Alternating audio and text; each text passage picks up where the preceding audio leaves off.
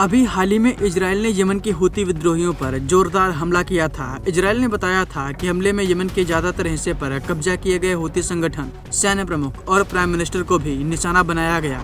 Israel के इस हमले में हूती सरकार के प्रधानमंत्री असद अल सरकावी की भी मौत हो गई थी। इजराइल के इस हमले के बाद यमन के हूती विद्रोहियों ने भी जोरदार पलटवार किया है। हूती विद्रोहियों ने ये हमला कहां पर किया वो आपको बताएं, उससे पहले आपको बता दें कि फेक न्यूज के जमाने में सतर्क रहिए और सही और सटीक खबरों को देखने के लिए आप अपने फोन में दैनिक जागरण ऐप को इंस्टॉल कीजिए।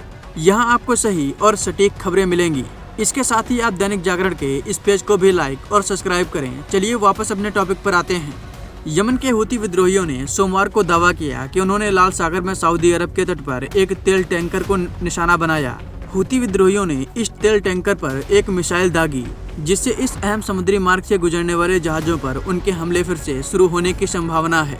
हूती सेना के प्रवक्ता ब्रिगेडियर जनरल याया सरी ने एक रिकॉर्डेड संदेश में इस हमले की जिम्मेदारी ली। उन्होंने आरोप लगाया कि जिस जहाज स्कॉरलेट रे को निशाना बनाया गया उसका संबंध इजराइल से है।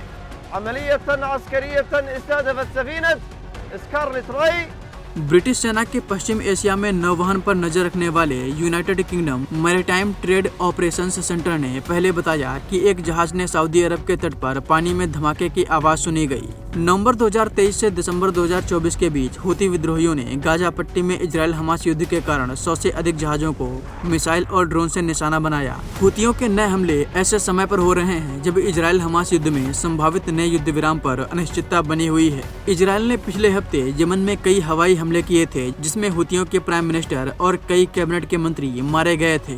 जानकारी के मुताबिक हमले में 14 युद्धक विमानों ने हिस्सा लिया था और इलाके में लगभग 40 बम गिराए थे। बता दें कि यमन के हूती विद्रोहियों ने हमास के समर्थन में इजराइल के खिलाफ युद्ध का ऐलान कर रखा है। जब से इजराइल ने गाजा पर हमला किया है तब से लगातार ये हूती विद्रोही भी इजराइल को नुकसान पहुंचाने की पूरी कोशिश कर रहे हैं। इन हूती विद्रोहियों को ईरान सपोर्ट करता है। हथियार से लेकर ट्रेनिंग सभी ने ईरान मुहैया कराता है और ईरान के इशारे पर ही ये लोग इजराइल को टारगेट करते हैं। यमन के लगभग आधे हिस्से पर हूती विद्रोहियों का कब्जा है।